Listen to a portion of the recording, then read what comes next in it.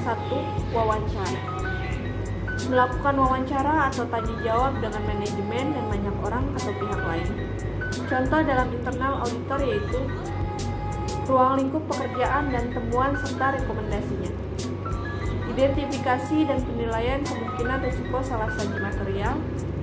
Hal-hal lain yang dapat mempengaruhi pekerjaan auditor eksternal. Potensi untuk menggunakan hasil kerja fungsi audit internal dalam memperoleh bukti audit.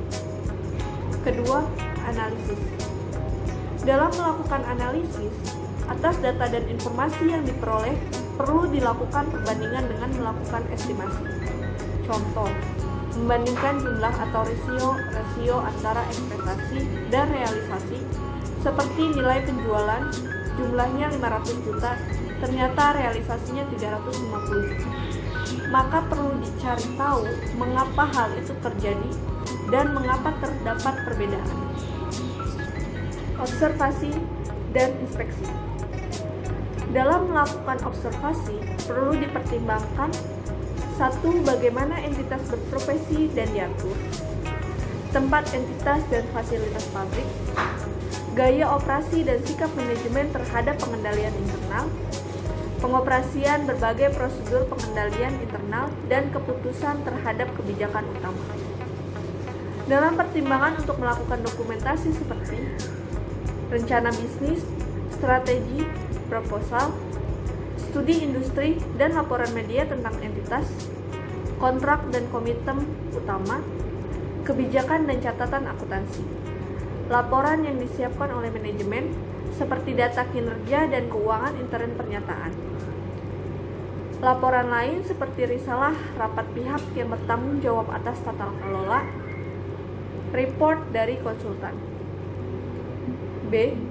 Prosedur pengujian, yaitu prosedur yang digunakan untuk menguji efektivitas kebijakan dan prosedur mengendalikan yang diterapkan untuk menilai kontrol risk atau risiko pengendalian. Pengujian ini meliputi jenis prosedur audit sebagai berikut. 1. Meminta keterangan dari profesional klien. Kedua, menguji dokumen, arsip, dan laporan. Ketiga, mengamati aktivitas yang terkait dengan pengendalian. Keempat, melaksanakan kembali prosedur klien. Contoh, menyamakan invoice supplier dengan purchase order dan receiving report dalam menyetujui pembayaran invoice. C. Prosedur penguji substantif, yaitu prosedur yang digunakan untuk menguji salah saji moneter atau dalam satuan mata uang, yang secara langsung mempengaruhi ketepatan dari saldo laporan keuangan. Ada 8 prosedur untuk melaksanakan pengujian substantif, yaitu 1. Pengajuan pertanyaan kepada para karyawan berkaitan dengan kinerja tugas mereka. Kedua, pengamatan atau observasi terhadap personil dalam melaksanakan tugas mereka. Ketiga, menginspeksi dokumen dan catatan. Keempat, melakukan penghitungan kembali. Kelima, konfirmasi. Keenam, analisis. 7, tracing atau pengusutan. 8, follow-up atau penelusuran. Contoh, auditor juga melakukan pengujian ini untuk menentukan apakah transaksi belanja telah dicatat dengan benar. Transaksi belanja telah dicatat pada periode laporan yang tepat.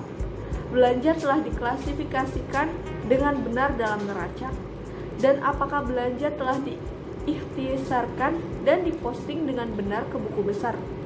Jika auditor merasa yakin bahwa transaksi-transaksi telah dicatat dan diposting dengan benar, auditor dapat meyakini bahwa jumlah dalam buku besar juga benar.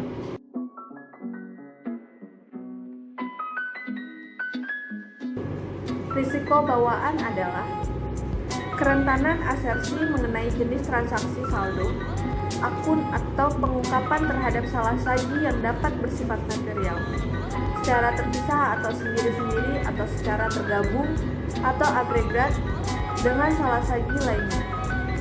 Sebelum memperhitungkan pengendalian terkait atau pengendalian yang dimaksud untuk mengatasi atau memitigasi risiko bawaan. Risiko bawaan adalah kerentanan asersi mengenai jenis transaksi, saldo akun, atau pengungkapan terhadap salah saji yang dapat bersifat material secara terpisah atau sendiri-sendiri, atau secara tergabung atau agregat dengan salah saji lainnya. Sebelum memperhitungkan pengendalian terkait atau pengendalian yang dimaksud untuk mengatasi atau memitigasi risiko bawaan.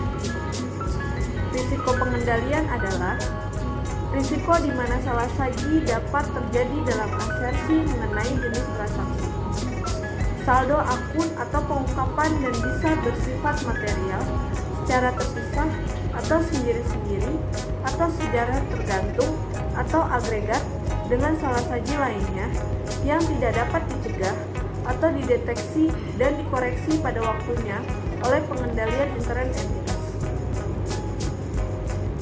Risiko deteksi adalah risiko bahwa prosedur yang dilakukan oleh auditor untuk mengatur risiko ke tingkat rendah yang dapat diterima tidak akan mendeteksi kesalahan penyajian yang ada dan yang dapat menjadi salah baik secara individual atau jika digabungkan dengan salah saji lainnya. Hubungan risiko bawaan, risiko pengendalian, dan risiko deteksi. Untuk mengurangi risiko audit pada tingkat rendah yang dapat diterima, dibutuhkan risiko deteksi yang dapat diterima cukup rendah saat risiko bawaan dan pengendalian cukup tinggi.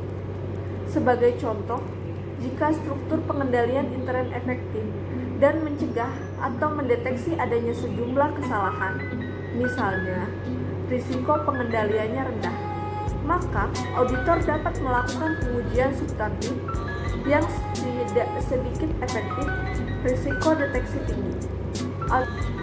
Alternatifnya, jika saldo akun lebih rendah terhadap kemungkinan salah saji, maka auditor harus menerapkan prosedur-prosedur pengujian substantif yang lebih efektif. Ringkasnya, lebih tingginya penilaian risiko bawaan dan risiko pengendalian, maka auditor harus memperoleh banyak bukti audit dari prosedur-prosedur substantif yang dilakukan. Terdapat hubungan terbalik di antara risiko deteksi dan gabungan dari risiko bawaan dan risiko pengendalian. Misalnya, risiko bawaan dan pengendalian cukup tinggi. Kebutuhan risiko deteksi yang dapat diterima cukup rendah untuk mengurangi risiko audit pada tingkat rendah yang dapat diterima. Dengan kata lain, ketika risiko bawaan dan risiko pengendalian cukup rendah, auditor dapat menerima risiko deteksi yang lebih tinggi dan masih dapat mengurangi risiko audit pada tingkat yang rendah yang dapat diterima.